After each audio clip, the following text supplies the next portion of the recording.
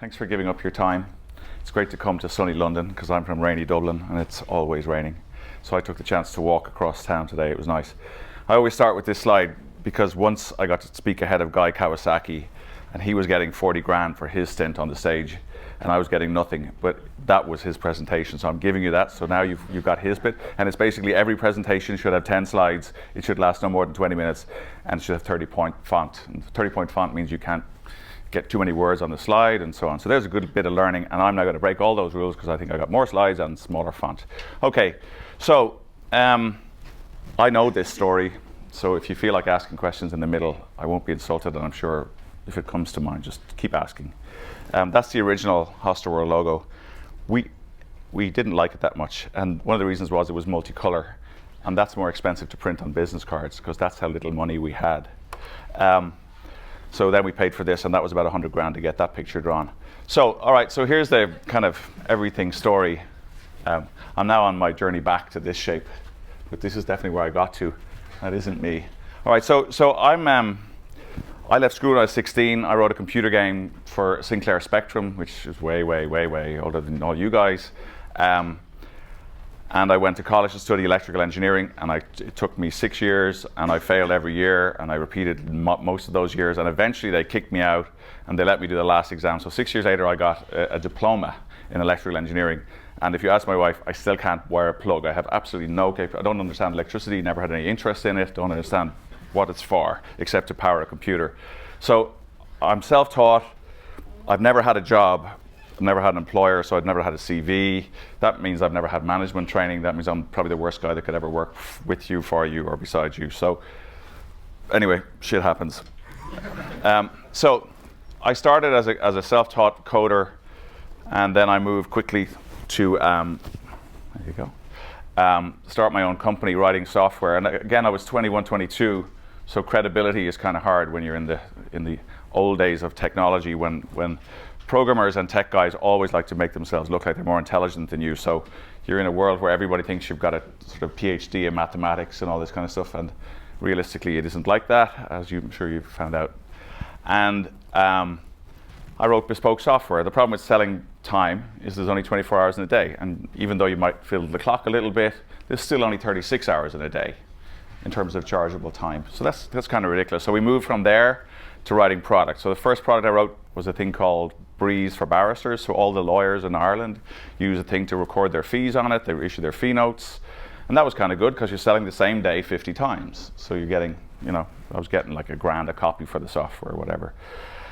And while that was happening, I created a company called Core Time, which was time and billing software. So if you work in a time and billing world where you're charging time and charging 36 hours within a 24-hour day, you will use a time recording piece of software, usually sometimes on your phone, but invariably it's going back, it's billing the client, and you could work on several different projects at the same time. You could do support, whatever. So Core Time was a way of tracking that time. And a lot of these coexisted, so I'm a bit ADD in terms of businesses. I tend to do at least two at the same time.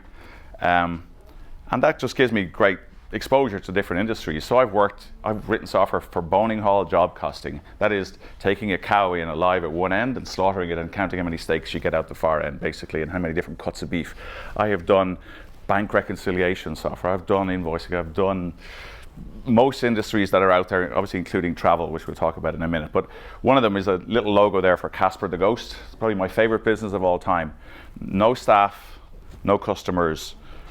We were betting about 30 million a month in dollars, so about 20, I suppose, in things. We were arbitraging betting exchanges against betting websites. So what we were doing was, if a horse is 5-4 on one side and even money on another, we'd put 10 quid here and 10 quid here, and if the horse loses, we win the difference. We never lose money. So we were betting 7-8 times a second at the beginning. We wrote the software, again, we used our own money to bet. We had no customers, and we were doing 30 million. At one stage we had the two, if you remember the two Williams sisters, way back, maybe it dates me again. They were playing against each other in the US Open final, and we had $1 million on each of them, and standing to win about 150 grand, just because we were arbing every so often, every second. And then somewhere in the middle of that we did Hostelworld. So Hostelworld came out of a piece of software that I wrote in Raven some years previously, which was a DOS piece of software, which did the check-in, check-out. How many people stayed in a hostel? Many people use Hostelworld. or hostel bookers. We used to call them hostel fuckers. And then when I left, they bought them, so now they're not hostel fuckers anymore, they're hostel bookers. They copied everything I ever did. I've never stayed in a hostel. But then I haven't killed cows either, or I haven't, you know, some of the other stuff. So I just write software. So we'll talk about Hostelworld later. And then I did some other stuff. So I did Excelco's now, we'll maybe get to that. Soundwave's cool, Storyful was kind of cool, kind of news from noise, news from Twitter, aggregated, feeding lots of newsrooms around the world now. SmartBin's kind of an IoT thing. What Clinic is a kind of directory of, we call it tits, arse and teeth, so elective surgery. So if you need something done, you say, I'll go to Prague to get it done. You type in dentist in Prague and then they'll give you prices, and we sell the leads. So instead of a pay-per-click for the clinic, they might pay $100 for a lead for a guy who wants 6 crowns and so on. And then Ding is a money remittance for people abroad, basically, except it's on mobile phones. And then MailCloud is actually visiting today. MailCloud's coming out soon.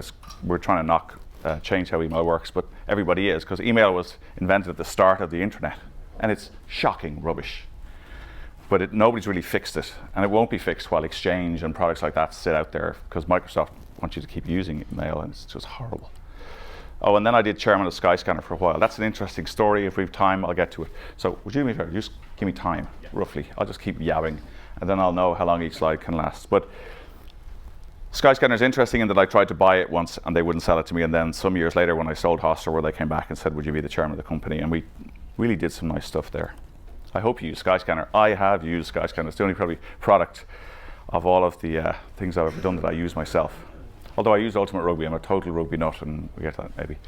Okay, so Hostelworld came from a world where, there's a story in these pictures somewhere. Okay, back in the day, when the web came out, you had hostels who they never really could market themselves, and they started to build their own little websites when the web, came about, 1990 something. And that was great. You could put your ABC hostel in London, and you could say, it's wonderful and so on. But nobody could ever book, and then nobody could see how good it was. Nobody could see a rating on how good it was. And you couldn't see availability. So what would happen is you would Google or Yahoo back in the day, or Alta Vista, hostels in London. You'd find 10 websites for hostels in London. You would then mail each of them saying, have you got availability on the 17th of March to the 25th of March? And then 2 days later, you go back and check your mail, because the mail wasn't really that prevalent. And then, of course, you'd say, yes, I'll take them. How much is it? And then, of course, the hostel would have sold out that space, and you're into a whole dialogue of availability and not availability. I think even Airbnb has that right now. It's not really nailed, the real availability. So it was a very inefficient model, and not least of which, because you were new to email, and email was new, or the web was kind of new, you said, hey, why don't I mail all of the hostels in London, the 10 of them, that would have had websites, and ask them all about availability. So what was happening is each one of them was putting $1 worth of effort into a $10 booking. So there was no margin in it for anybody. So we have, there you go, unhappy pictures at the end. So we thought, light went on, here we go. Why don't we give away the software? So back in the day, that C prompt is the DOS product that I wrote for Raven way back in the day. And I'm a coder, by the way. So I wrote the first backpack, which is the products in the hostel when you check in, and it does some of the other stuff as well. So we said, instead of charging 5-10 grand a copy for this software, and it was worth it, this software, because it meant that you were more efficient, you'd have less people at reception, it was a really decent piece of software. But instead of charging you for it, why don't we give it away? But if we give it to you, you must give us beds to sell. Okay, and if you give us beds to sell, we've got live availability. So with this live availability, we'll put you on a website. And then when people Google hostels in London, you'll get us. People will be able to put in live queries saying, have I got space on this date? And they can book it with a credit card, so it's a deposit, it's a real booking. They will show up because we take 10% deposit, and if you no-show, which maybe has happened to you, you get charged the first night for no-show. And then you get happy customers, happy hostels, and more importantly, happy Ray Nolan, because we're making some money out of it. Okay, so in one slide, what was interesting about the hostel business is it was pre-tech. So the hotels had kind of come on a bit of a journey with airline software, because they basically ripped a copy of the airline booking systems and made it for hotels, and built things like Galileo, which allowed big hotel chains to sell their inventory. But the hostels hadn't been there anywhere on the tech chain. So we took them from paper to the web, which was quite a leap for them, because most of these guys, the hostel industry back in the day was very much sandal wearing, sort of mom and pop operations, weren't terribly clean, weren't terribly professional in their operation. But it was kind of a lifestyle business and everybody was happy. And I think that probably my greatest sense of achievement with Hostelworld was we changed the whole industry. Now they're clean, they're cool, I'll do it. And they're places that I would stay, maybe. Go. One short question is, you said these are mom and pop shops, probably not very eager to join an online business. They're pretty wary about it. Yeah. How do you actually convince them in an efficient way? You can't go traveling around Europe speaking to them. Probably. We did. We went and traveled and we knocked on the doors. And we used to, because we're Irish and we're prone to a pint, we would call in early and we'd say, hey, you want to see our software? This is really cool. And we'd find the biggest hostel first, and once you knock down the big guys, the small guys would follow. So we'd call in and we'd say, you know, we've got this software, it's really cool, we're going to sell your beds. He says, nah, particularly in Paris. They'd say, no, we're full. And people used to queue at 7 a.m. for that night to stay in a French hostel. And you had an automatic right of retention of your bed unless you were leaving. And they'd say, we're full, look at the queues. Have you heard about the queues? We're famous for our queues. And I said, okay, good. And being a paddy, I would hit the pub. We'd do a few of them and we'd hit a bar and we'd come back at 8 or 9 o'clock and we'd say, have you got space? Yeah. A lot of these people didn't show for whatever reason, but they were running on paper. So what they would do was they'd have a diary, big A4 diary, and it would have all the beds, effectively all the beds written down. Room 1, A, B, C, D, E, room 2, and so you ring and say, I'm Ray Nolan, I want to stay for 3 nights. They go, 17th of August, yep. Ray Nolan, bed 1A. Turn the page, Ray Nolan, bed 2A or 1A. So they have the 3 days of the calendar all written in. But then there's a rush, and even if Ray Nolan was kind enough to ring you and say, I'm not staying, the rush at reception, yeah, you know, it's busy, and I forgot to take out the Tipex to Tipex his name out of page 2 and page 3. So now he's gone on page 1. And now you got 2 beds that look like they're booked on your paper and they're not really booked. And it was that simple. So that was what was happening in these hostels. So they were actually running about 10% from being full instead of being full. So once you got that across them, it was kind of easy to say, hey, if I give you this free software and I sell your beds, the beds that I sell, not all your beds, the beds I sell, I want 10% on. That's a pretty good deal. In the context of hotels, where typically the margin was 25%, they were doing nothing else for you. This was a pretty decent deal. And more importantly, for us, our business model, and this is what was pretty unique about our business model, I know Airbnb have subsequently kind of copied it, this kind of became the model for budget accommodation worldwide, is that we never owed anybody money. So again, back to your point, how do you convince this hostel? We're just 2 guys, well, 1 guy initially, without an arse in his trousers, as we say in Ireland, and coming in and you're going to take credit. You're joking me, aren't you? You're going to come in here, you're going to say you're going to sell my beds and you're going to owe me money. I don't know who you are. You're not a bank, you're not AAA rated, you're not nothing, you've got no credit. You're going to take my beds, sell them, and you keep my money? No. So we said, okay, why don't we do it this way? Why don't we say we take a 10% deposit, which those of you who stayed in hostels have seen my model, which is you take a 10% deposit, you pay the balance when you arrive. That way, that deposit, by the way, if you look deep into the terms and conditions, it's not a deposit at all. It is a technical service charge for booking facilities provided to the hostel, okay, which happens to mirror a 10% deposit. So that 10% we keep, okay? And that meant the hostel goes, well, I've got no credit risk with these guys. If they sell beds, the guy shows up, I've got his credit card anyway, he doesn't show, I take the first day. If he shows up, I'm quids in. I'm rabbiting here, but that's okay. So reviews and content, we were the first guys to do travel reviews. I remember the thing with hostels is there's no star rating system. There is now-ish. But the problem is with the hotel, 5-star, 4-star, 3-star, 2-star hostels are just hostels. And so because we didn't want to take the risk of you complaining about a bad hostel or a good hostel, even though it's not our contractual obligation that the hostel's good at all. In fact, if the hostel's bad, not my problem. Because my problem is I provide contractual booking systems for the hostel.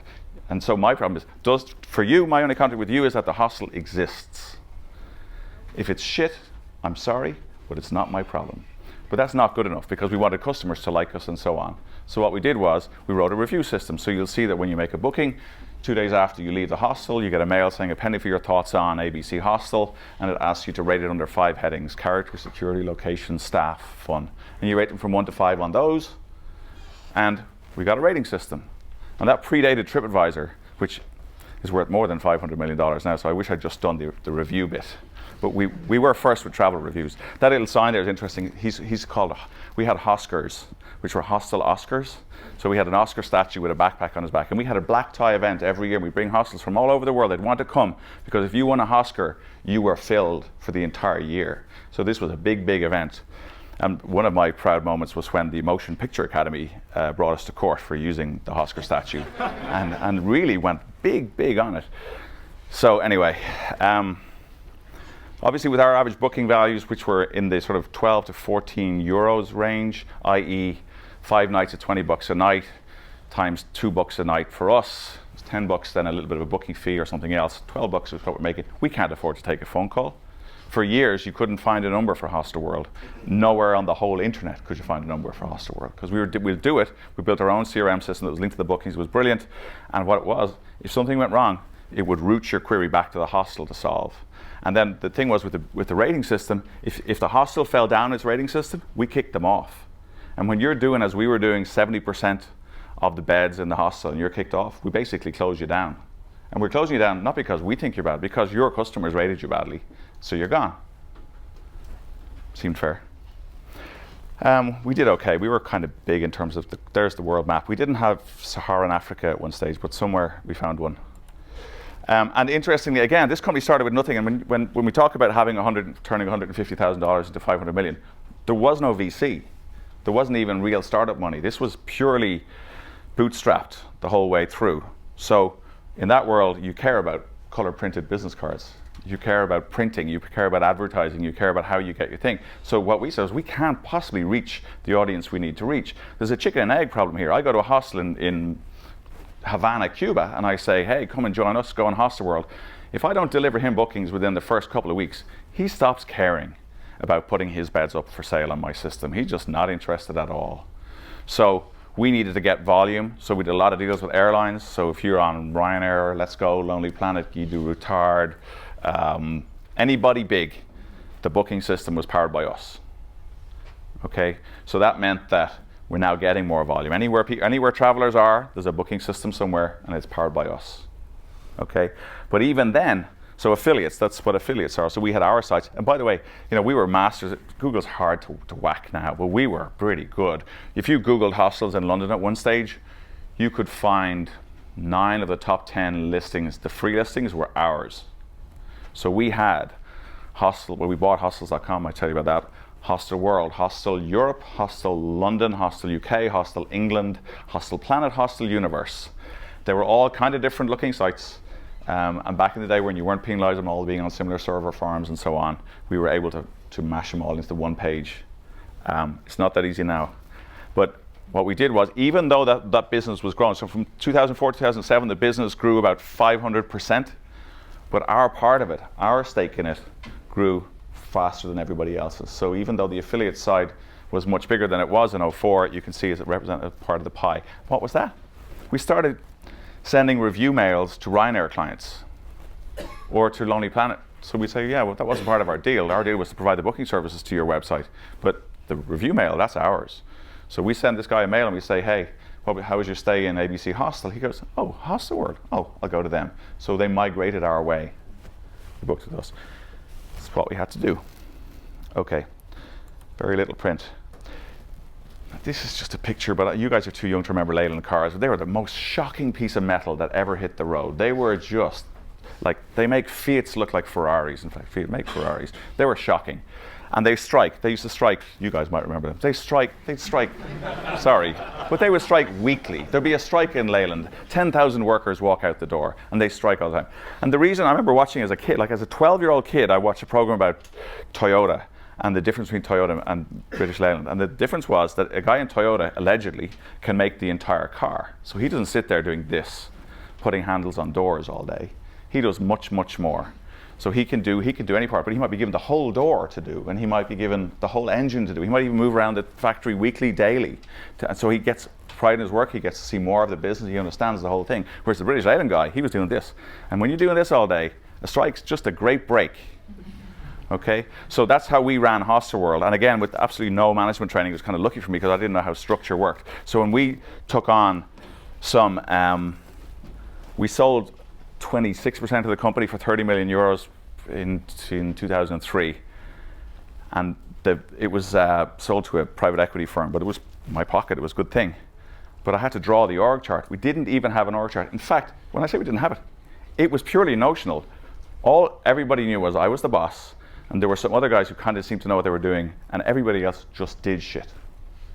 And there were about 120 people in the company at the time, and everybody kind of reported to people, but it just got done. It was just an amazing culture where we started. A lot of people were very young, and we just said, well, you're empowered, you just go and do it, because I was too busy having a beer probably. But people would come to me, like I remember one girl who was about 24, just out of college, she says, you know, this China thing, we're there but we're not there, we need to be there more, so I think I should go, or someone should go, we should open an office. I said, well, you go. So like there's whatever we could spare, maybe 50 grand, go open the office. So she went to Shanghai and she opened an office. And that's the kind of way it did. Look, valid is this was our acronym. We say, yeah, that's not valid. That's sort of the mantra in the company. If it's not valid, we ain't doing it. But I mean, yeah, you know, but it was all about getting more visitors. And this works for a shop, it works for anything else. More visitors, more people through the door. So it was all about PPC or whatever it is. More availability, more inventory in your store. Have you got stuff to buy? Look to book. We obsessed about look to book. We had metrics on metrics. Before Google thought of metrics, we were doing metrics. So we had what we called VSKLB. Visitors, searchers, kickers, lookers, bookers. So a visitor visits your site. A kicker is a tire kicker. So he searches a range of dates and walks away. A looker looks at an individual hostel and therefore thinks that they might stay in this individual hostel, then walks away.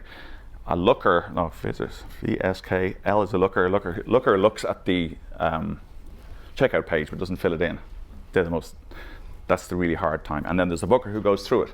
So we measured all of this, and then we measured the ratios between this and this and this and this and this and this and this and this and all the combinations of this. And then we say the optimum would be an English speaker booking into New York, which is the easiest booking of all because everybody's English is all wonderful. And then we say, okay, that's the best ratio all the way through. Then we know what's Nirvana. Nirvana is everybody behaves like this market, which is this guy going to this place where it's easy to get to the hostel and so on.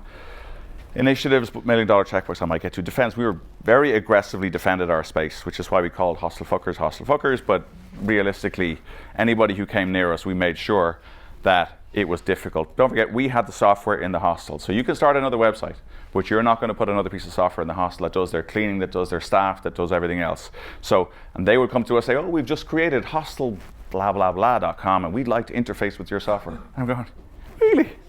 And how do you think that's going to work for me? It's not in my interest to facilitate you taking bookings into my software. So basically, you might as well phone them in or use a fax, because we're not helping you, so we're not interested in that. So anyway, all right, so there's a picture. The graph is kind of cool. Interestingly, and you know, for you educated people, because I'm not, 64% EBITDA margin at the time. You know, when I was running at 64%, that's quite a lot. Is it now? I'm older. Is it strategically good to look for that?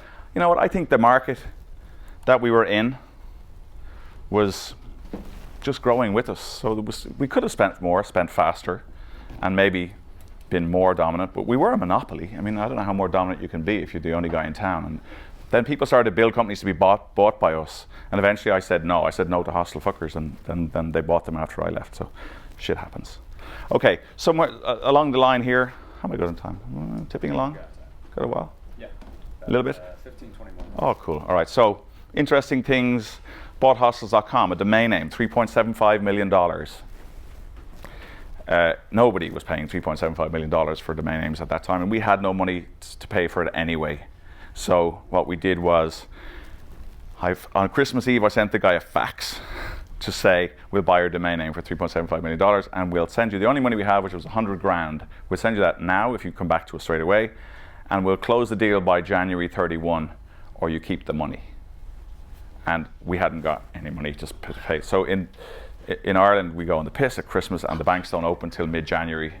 So we had 2 weeks to convince, in a post.com bust world, we had to convince bankers and financiers and everything else that they could lend us the money to buy a domain name called hostels.com, which is like the dirt on the shoe of the guy who's staying in a 5-star hotel. So anyway, we pulled it off. We did some very creative financing, borrowing off ourselves and various other people. We bought WorldRes. That was a bad thing. This is a company that spent $385 million creating that. It was number two to, there was Travelocity, WorldRes, and Expedia. It was the top 3 in the world. And they were losing money hand over fist. I paid $1 million, and they had 10 million in debt, and we just could not fix it. So the thing about it is, they could have been, they weren't good, but let's just say they were. Lots of acquisitions go wrong, and fundamentally it's because of cultural differences between company A and company B, and they're never going to meet. No matter, they could be great team A, great team B, and it ain't going to work, and that's what we discovered. So, expensive, but worthwhile lesson. Anything else on that slide you should say? No, okay, let's go. The $1 million checkbooks is kind of interesting. I'm a tech guy, and I obsess. I obsess about pixels. I was down with MailCloud today, and I looked at his logo, and I said, that's about 4 pixels off to the left. It's wrong. It's insulting my eyes. And so I would look at the checkout procedure in Hostelworld, and I go, how can I make an extra dollar? Don't forget, we didn't set the prices. The hostel set the prices. So we only get 10% of the price that's subscribed. So I'm looking for how am I going to get these great backpackers who seem to like our product to give me some more money. So we came up with this thing called cancellation protection. If you've ever bought it, I love you already, because it's a little box in there. So Hostelworld's business model is 10% deposits. That's non-refundable. But let's just say you had to cancel. And let's just say if you have to cancel, you can't go, well, shit happens, you lost your 10%. But now we say, no, you can pay an extra $1 for cancellation protection. And if you then cancel, you can reuse your previous deposit as credit against a future booking. You're never getting the money back, but you can reuse the deposit. And so that year that I created this, I knew what I was wanted to do, I couldn't get a word. So cancellation protection became the word, and I've seen it on other websites since, and that's cool if someone thinks it was worthy of copying. But we made $1 million the year we launched cancellation protection. People just clicked it. We're going, why? But they did. People just thought the service is good, we'll do it. It wasn't automatically checked. And then when I say it's worth 20 million, is that we were sold on, well, we weren't sold 20 million EBITDA, but at one stage we were worth about 1.2 billion euros. And at that time we were 20x our EBITDA. So it was 20 million bucks for a checkbox on a page. Just give me another page I can put one on. I won't have to worry about the rest. And now with Skyscanner, we had similar issues, but they're infinitely better than when I was there. But I'm gone about a year and a half. But what we used to call confidence to redirect, which is showing people exiting Skyscanner that they're not paying a different price, that there is no commission, that there is no anything. This is the price. You go to the airline, you skip Skyscanner, you're getting the same price. There's no messed up cookie problem or something like that that's going to take more money from you. This is the price. And I would fight them tooth and nail about trying to get people to understand that. So now it's really in your face. We don't charge, use us. And yeah, we do get paid by the airlines, obviously, but it's the same price as you would pay. So anyway, I obsess about these things. Look, there are no bad ideas, just bad timing. I bought boo.com, and there's a great book, just read it for entertainment, Boohoo, B-O-O-H-O-O. It's an orange book, I can picture it now. I bought it because I loved the domain name. It was one of the first .com catastrophes, and when we were growing .com companies, or at least that one, there were only books on catastrophes. There were no successes. When we were doing, at the time, about $35 million EBITDA, we were in the top 20 EBITDA in the world in .com. We were doing hostels. It was still pretty early, But anyway, we bought boo.com. So my view on online travel was, say, hey, I'm going to go and stay in New York. You Google hotels in New York. You get a load of aggregators like Expedia or like us or like anybody else. And then you say, well, I wonder, does it have a nice restaurant? So then you go back to Google and you Google the name of the hotel you just found. And then you go to the hotel's website and you go, oh, hey, that's kind of cool. It looks like a place I want to stay. And they actually have a Japanese restaurant, or they have something else. They got something for the kids that isn't going to be on the Expedia website. So what I'll do is I'll go and check TripAdvisor to see if it's rated very well. And that is the nightmare that still pervades booking your goddamn holidays. I mean, I can't believe I've been in .com travel for as long as I have, and still this is it. It's just shocking. So we thought we'll change that. And we created boo.com, which was pretty goddamn awful in that it never worked. But it was awesome. It did the flights, it did the reviews, and it let you book. You should always book hotels on hotels' websites or directly with the hotel. You can hassle with them. You can say, I saw an Expedia for $50. You will get it cheaper if you talk to them, but you will get a better service because the commission isn't there. So if you're booking on Expedia, and I know Dara Khosrowshahi, and he'll kill me, and he's a great CEO of Expedia, but the reality is, you want to do all that stuff, and then you want to book with the hotel. So that's what we were trying to do with boo.com. It didn't quite work. It was nearly there, and then when I sold out, they closed it, which is fine. So I could still buy the URL back. They keep writing to me about the opportunity, but I'm not sure a third time fail on a .com domain name, even though it's a great short URL. I'm not sure I could do it. So why did it end? For me, I suppose we did travel 60 countries a year for 9 years as this, as the kind of guy. And I was the CTO. We didn't have a CTO either. I was it. And we tried to time the stock market again. These are kind of lessons that I wish I'd been to college to learn. But timing the stock market, we were still growing like that, and our valuation was falling like that. Just because we tried to time this thing. And at the end of the day, we were going to the market in '08. The market just went, Phew. So even though we're growing, it doesn't matter. Multiples are off, we get canned, I lose whatever I lost. I can afford a lot of therapy. It was sold for, it could have been out the door at about 1.2 billion, and we sold it for slightly less, but we survived. But I think interesting for me, why I stopped being CEO. I said I'll walk the company to the door of the IPO, but I can't walk through it honestly because I'm not staying 5 more years, and you can't go through that door unless you're prepared to stay that distance. I think at least you can stay 3, but you've got to believe you're going to stay 5. But the company wasn't at the forefront of tech anymore. It wasn't doing new cool things, and I just said, companies need to reinvent themselves, like Apple, like anybody, and all the good guys they just layer a new thing on top. They keep creating new cool things, and we weren't doing that. Not under I wasn't CEO anymore, and I just said no, I'm selling. So I called the other big shareholders, and we sold. Lessons learned. Tight on time. 10 minutes. 10 minutes. Okay, so some lessons. Financing, that's interesting.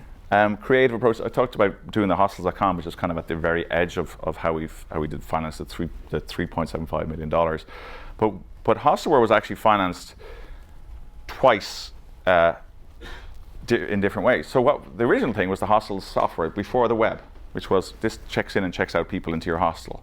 So we went to a hostel, or a hostel came to me because I had a software company and said, hey, would you write this piece of software? I said, yeah, but you can't afford it because I'm going to want 50, 100 grand to even get this thing looking like it might work for you.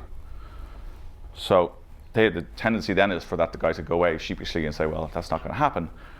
But I said, well, why don't you get 10 other guys to pay 5 grand, or 9 other guys to pay 5 grand, and you give me 50 grand for it.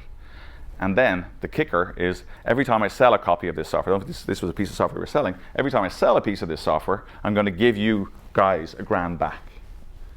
So it's basically customer financed development, customer financed company building. That's still doable in this market. I've done it again in something else. Now the beauty of this is, think about it. You get paid, not the best for writing a piece of software. You end up with the ownership, absolute IP in the product. That's mine. They get the piece of software they like. But more importantly, they want this software to sell because they want their money back. So if this shit doesn't work, never worked, is horrible, they're going to tell the next hostel they meet, this is the best piece of software I ever used. Why? Because they want their money back. So they're referencing the software even if it's terrible. And that was so. And we did that with Hostelworld at the beginning to write the initial piece of software. And then when I said we're going to do hostelworld.com, as in now we're off this desktop piece of software and do the web, I said, okay, well, let's do it again. Went to a load of hostels, said we're going to connect it to the web. We couldn't afford it. I needed to eat. We had no money. So you go to the hostel and you say, hey, we're going to go online. We're going to save you all this hassle you have with all these emails coming in, and you're doing a lot of work and not getting many bookings. But you give me 50 grand or 20 grand, whatever it was, not much, 10, might have been 10, and I'll give you back 15 grand's worth of bookings for free. In other words, I won't charge you my bit, so I'll give you 150 grand, I won't charge you the 10%. And they said, yeah, cool, where do I sign? And then they're reference clients as well, because they need the thing to mushroom, to grow, so they get their money back. So self-financing, customer financed. I'll just talk about alignment in a second, because I just think it's, you're all MBA heads or that kind of thing, and you've all got your books. And I did 3 weeks in Stanford. That's my total education. Way, like after I sold, like 2011. And, it's great, lots of good terms, and culture eats strategy for breakfast and all the great stuff that's in all the books. For me, alignment is the only one. Maybe it's the new cool word, but it's my cool word, and I'll tell you why in a second. Integrity, we had lots of opportunity. When you're the only rating system in town for hostels, you get opportunities to take cash. And we didn't have a lot of cash. We had no cash in the early days. So if you were to twist the rating system so that a hostel in London or in New York appeared at the top of the list on the ratings, he'll drop you 10, 20 grand. We had guys turn up with hookers. We had anything at all to try and twist that little system, because we were it for the ratings. We didn't. Integrity is everything. It still is everything to me, because you know what? I'm a believer in the karma police. You do it wrong, it'll come back and get you. And it stood by us because we were untouchable in terms of ever doing anything really wrong to anybody. Any duplicitous deals never happened, and still don't. Make it easy to buy into your plan. Look, it's interesting. So a lot of people do affiliate programs. You've seen them. You know, you can get them. You can go and double click. You can do them. When we used to go to airlines, and we'd say, you know, here's our white label, and we can, you know, just imagine this with Ryanair on it, and you know, we'll make it look like your website, and we'll put your buttons on it, and it'll be hosted on our servers, and they can book hostels. Now that's the typical white label affiliate program sale, but we didn't do that. We went to Ryanair with the fully finished Ryanair mocked up, not mocked up, live site. So the only thing the tech guy ever had to do in Ryanair, the CTO of Ryanair, he's got to implement this button. We've copied their entire nav, we've got the JavaScript, we've got everything about airlines, we've got everything else copied from their site, and all they have to do is do. So what does that mean? Take the CTO, make it so easy to implement that they can't say no. Whereas, so instead of it being we must get a team and a committee together to discuss whether this is going to happen, you say, no. This is the HTML, stick it beside that button there, and you're selling hostels. Give it a try. So make it easy to buy into your plan. That's what we do, and that's what I continue to do. There are no bad ideas, bad timing. There's just one on the bad ideas, bad timing. One of our great ideas was a thing called Passport Vault. I don't know if you've traveled, you would have, well, back in the day when you didn't have mobile check-in and all this kind of stuff, you had your printed tickets, you had your passport, everything. The standard thing for a backpacker to do is take photocopies and put them somewhere else in their backpack. I only learned this because I've never been, but this was a cool thing to do. And the idea being that when your passport is robbed and you've lost everything, that you've got these photocopies and they're the start point in the search to sort of re-establish your way home. And then what happened was you might get caught short, or the paper gets wet, or whatever. These pieces of paper were always rubbish. So I said, no, I know we do. We'll get people to send us the copies of the paperwork. We'll store them on a secure server. And then when they lose the stuff, they type in their password, their username, and ta-da, all the paperwork's there. They can print it on a printer beside them. Life is good. It's called Passport Vault. We had one customer. It was my mother. It was $25. I thought it was just the best piece of software. Now think about what I just said. You can store these documents securely in the cloud, right? We invented cloud storage, didn't know it, passed it by and said it's just rubbish. We can't make any money out of it. But effectively it was cloud storage. It was secure document storage in the cloud. So there are no bad ideas, just bad timing. You know, we just moved on and we just kept selling hostels. It seemed to do okay. Okay, strategy, culture, alignment. The thing about alignment is, so I've got a company called Excelco right now. It does pretty well. It wasn't doing very well until last September. We had a big enterprise piece of software. It was pretty shit. And every new customer came along, they'd want more. They'd say, look, put something on the edge of it. It just kind of does what I want it to do, but I want it to do more. And anyway, I wasn't working there, so I spent the summer going, this isn't working. I'm writing the checks. I'm the only backer of this company, but it's my idea, or was to be my idea. So I came back out in September and I fired the CEO and a couple of other people, and we changed it from being an enterprise product to being a tools product. So instead of now being a couple of grand a month, it starts at $40, $50 and moves up to $1,000. But it's, instead of doing a full sort of suite of very, very technical things, it does one thing really well. It does CRM for e-commerce. In other words, when you buy something on Amazon, it doesn't arrive and you mail them and say, you know, where is it? Where's the tracking code? Where'd you send it to? Or can I get this in blue, or whatever else? What was interesting was, even having done that and taken it from this enterprise product to this tools business, and therefore I never had to talk to anybody. I'm not a very sociable person. I hate talking to people. I certainly hate enterprise sales. The notion of talking to someone and waiting for them to tell me the answer in 6 or 8 months' time, I would prefer to stick pins in my eyes. So I need an answer, same as with booking hostels, I need an answer now. You like it, you buy it. You don't, thanks very much, move on. So with this business, we'd taken it, made a lovely tools business. Yeah, people were buying it, but it was, we're selling on a user license basis, same as Zendesk, same as some of the other software. But our software's pretty cool. Still wasn't selling. And then in January, I said, look, it's not working. We've got great product, but people aren't buying it. And the problem was it was per user. So we weren't really aligned with our customers. In other words, you're tipping along, you might have 6 or 8 people doing customer support, but there's a misalignment, which is you don't know how much of the software you need, but you know it's $80 a month per user, and that's kind of a lot, because 6 times 8 is 480 times 12 months. That's it's a sizable enough check to write for a piece of software you're not sure about, even if you're on a trial basis. So what you don't do is you don't invest in the trial. even if the trial is free. You put one guy on it, they have a look at it, they go, yeah, I'm not sure if I'll spend 10, 20 grand on this, I move on. So we changed the model. So now instead of paying license-based, you can have 100 people use it for free, always. And you pay on the tickets. So every support ticket costs you a bit of money.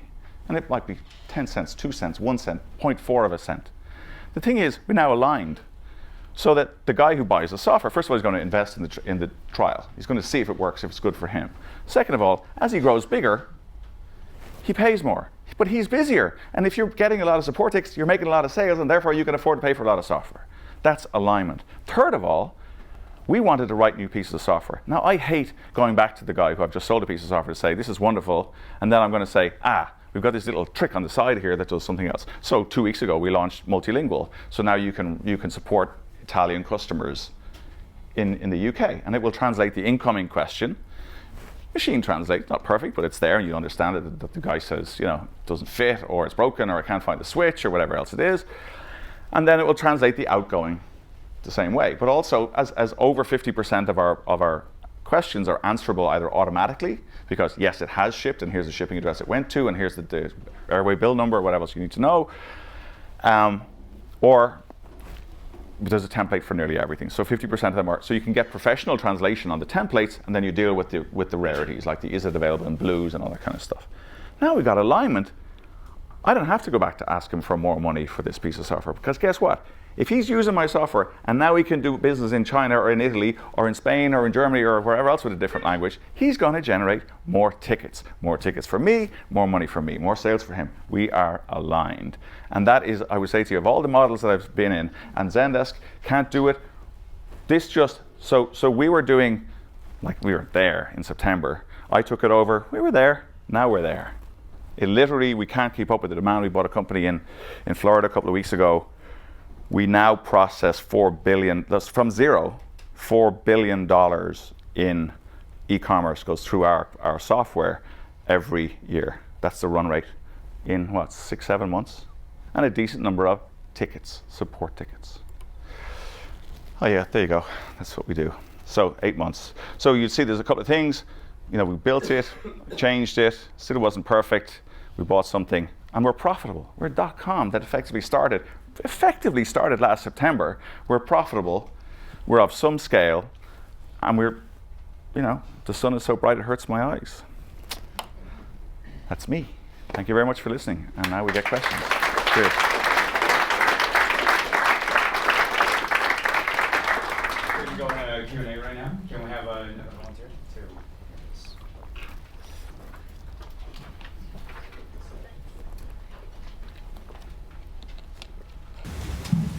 Hi Ray, thank you very much. Really interesting to hear the story of Hostelworld and all the amazing things you've been doing since. You described quickly how you built a monopoly position. You got entrenched within the hostels themselves. Is that monopoly position sustainable today, given how the internet's changing? And are there threats to Hostelworld post-merger with Hostelbooker? Yeah, it's a different world completely, but I'm not sure I would have done that merger anyway. And all monopolies, all markets that are profitable, people enter them. That's just the nature of commerce. So it was never sustainable, but I preferred to let hostel bookers exist and they would keep us on our toes than to buy them. When the last thing you can do as a CEO of a company is, if you're left with efficiency and buying your competitors, it's not a job for an entrepreneur. It's not an entrepreneurial company. So I wouldn't have backed that purchase. And then the market has changed. But if I kept it and kept the interest, maybe it would be different. Maybe we would have been able to keep it. Maybe we would have got mobile earlier. Maybe there were things to do. I just think that people come into markets that are profitable. You don't have to surrender because they're there. You still fight them hard. But they were just there. They were number two. But then by not being good at what Hostelworld were doing, Expedia now sell hostels. Bookings.com sell hostels. Everybody's selling hostels. Hostelworld's less relevant now, which is a pity. But not emotionally attached to it. So it's a domain name, and I've never stayed in a hostel, like I say. So it was 75 quid for that domain name. It was a little bit cheaper than the other ones. Hi there. So do you think you would have been able to bootstrap the business in today's situation in which everyone really pretty much raises quite a lot from the start in order to go abroad and expand? I don't accept that you have to raise a lot of money. I think you can bootstrap nearly everything. I mean, I'm tired of, like, I go to startup stuff and I love startup stuff. Like, I'm a startup guy. I'm more like the crazy engineer, not the engineer, but the mad scientist who keeps thinking of stupid things and eventually some of them work. So I have this sort of mantra, which is to keep kissing frogs. In fact, I'm listed on this as owningworky.com. I do. It's a banger. It never worked. But thankfully, I stopped spending money on it pretty quickly. There are a lot of people who spend a whole year learning how to pitch to a VC, right, who go on a startup journey and they go to a boot camp and it's all wonderful and they invest a lot of time and they learn how to do the deck of decks. This deck has got a probably professional graphic artist in there, and things zoom in brilliantly from the side. But you know what? If they wrote some goddamn code, the business would have been built by now. You know? So a lot of people are obsessing about this. And you know what? I always think my mantra on raising money is, in a perfect world, we'd all raise money every Friday. And the idea being, the business has progressed, hopefully, unless you're doing nothing all week. The business is more valuable. You've got one more customer. You've got one more piece of code written. You've got something else written this week. Now, obviously, that's not feasible. But this idea of having to go to the market, raise a truckload, raise the smallest amount of money possible. Because you know what? When we finished Hostelworld, having had a pretty decent journey, I own 25% of the company. You know, I'm probably netted after tax, maybe $100 million. In a real VC world, I would have had 5-6% of it on a good day. So I think bootstrap, work, do it at night, get together, cooperate, and then yeah, there's a time when you may need some money, but maybe that's friends and family stuff. But I think this sort of standard, we do this, then we'll raise it, we'll stretch it, then we'll go for Series A, Series B. My ass. No deal has to be like any deal done before. So you can do bootstrap. You can see, like the total, we had to reach back into the annals of our finances even to find the $150,000 that were spent on this business. Because in reality, nothing was spent. No one actually wrote a check. It was just kind of funny loans and stuff. So, sorry. Hi there. The travel market's obviously seen, like lots of changes in recent years with Airbnb and Viable and companies like that. How do you see things changing in the next 5 years in travel? I don't know. I don't do travel anymore, at least not really. I own a piece of Skyscanner. Do I think, look, at Airbnb is kind of cool. And I had a piece of one of the clones for a while and I stepped away. I had 30% of one. And I thought, I couldn't do the hard yards anymore, so I don't know. You saw my picture about boo.com. The holiday model, we've got all the tools, all the technologies built, but if I hit Google, like, why does my journey start with Google and say type in hotels in Nice? Why doesn't it say, well, there's only 6 places the guy's likely to go or whatever, and he always stays in this kind of hotel? There's a lot of data out there about me, but it's not helping me get there. So it'll still offer me the flight at 6 a.m. in the morning. I'm going to go get the kids out of bed at 4 to get to the airport. Think about me. So the reality is the data exists, and when people kind of put all that stuff together and stop writing tools and start thinking about it as a whole, I mean, I get white shivers at the notion of having to book my holidays. And it shouldn't be like that. This is the internet, for Christ's sake. Hi Ray, great talk today, appreciate it. Just a slightly off question in terms of sort of from let's say a hostels perspective. So obviously you said I've stayed in probably 55 countries and hostels all the way through, so proper backpack, a lot of fun.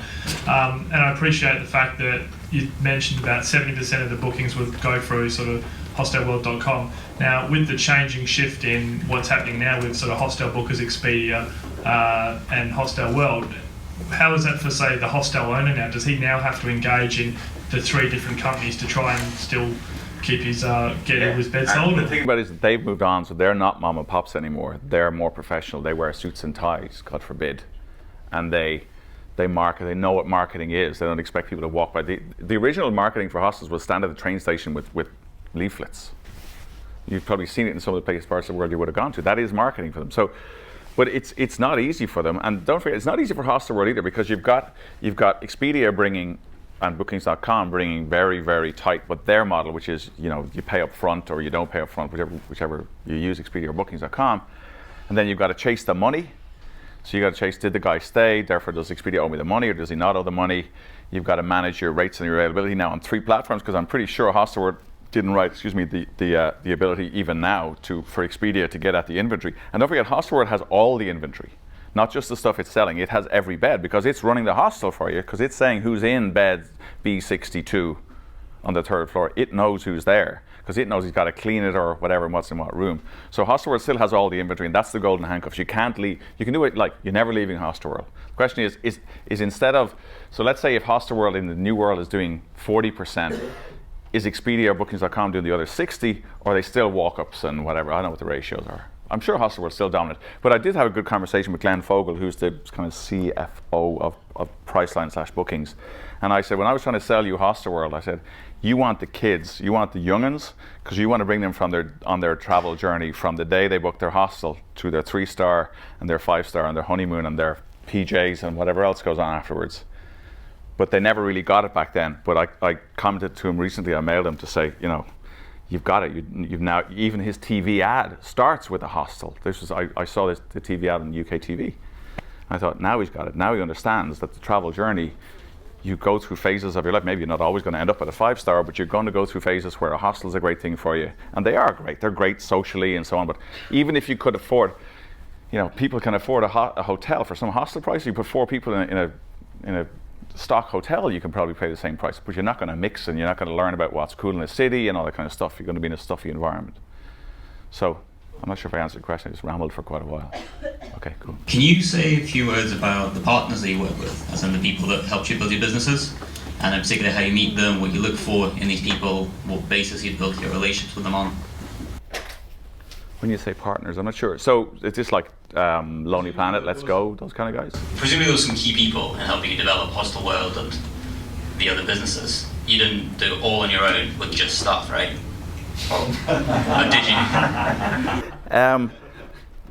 Yeah, we did pretty much. Yeah, no one, I mean, there were customers, and some customers we treated slightly differently, but they all paid the same. There were no strategic alliances. It was within the business. Within our business. Well, you know, I don't come from any management training or anything like that. So I believed, face value, your lights are on, you can do the job. It's all what I call cop on. I think it's called practical intelligence in the books. But it's basically, I don't care if you've got a degree or in software or whatever else. Can I put you in the middle of Shanghai and can you open an office? And we hired people like that. And they, you know, there was never a culture of blame. Techies, you know, they've got a bad name. It's always the techies guys. They it up, or there's a problem or whatever else.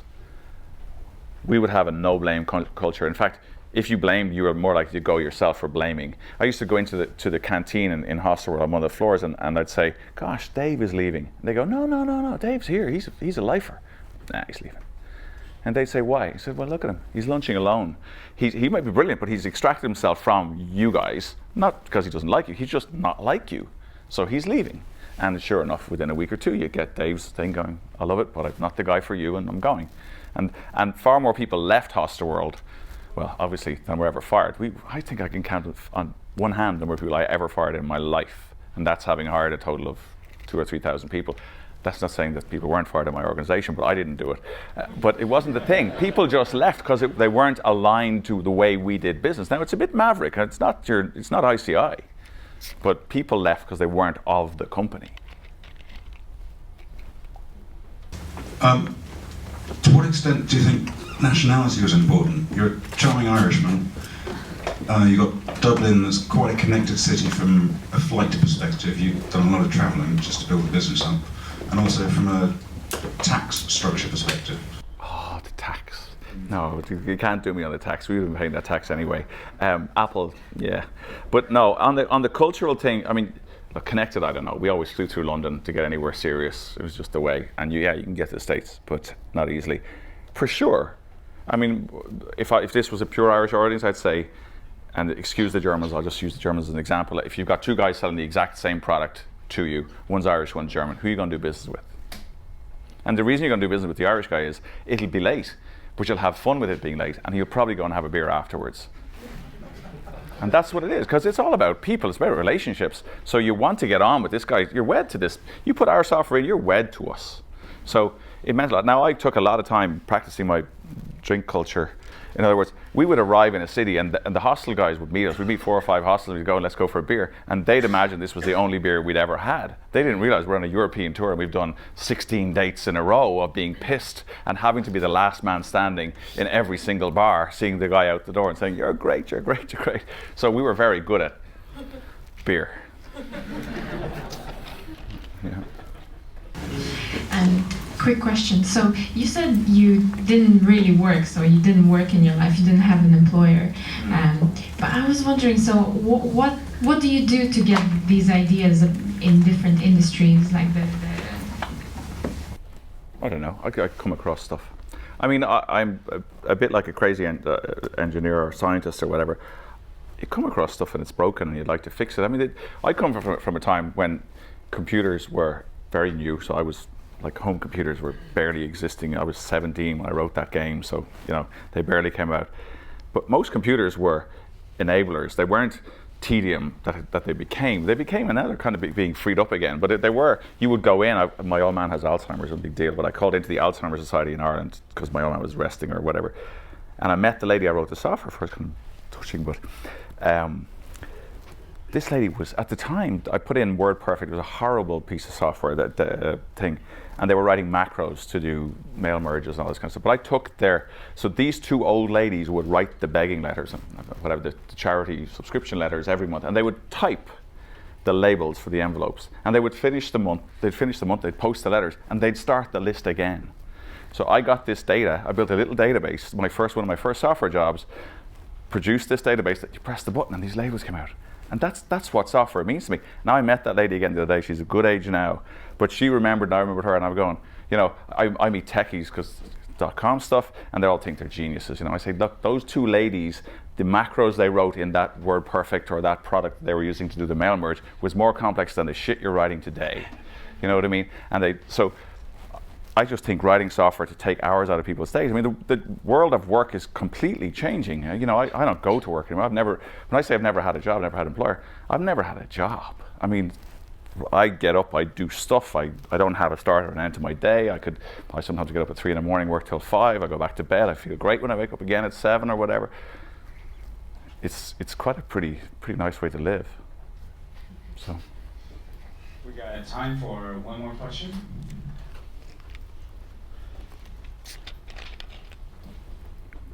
I was just wondering if you could perhaps use your influence to get the Ryanair prices to add the £8 on Skyscanner, just so that we wouldn't, as a joke, though. Yeah.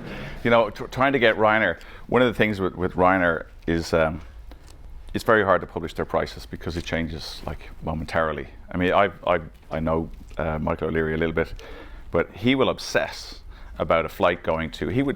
I'd meet him and he'd say a flight left today to go to Holland from Dublin, and it's full, and they all pay $29.99. And he will obsess why they only pay $29. He said there's an event on, and my guys don't know what it is, and they've done this flight every year. He'll go back and he'll say this flight happens around this time every year. We don't know if it's a flower show or a rugby tournament or whatever, but this flight's full. So he obsesses, and he will change the price.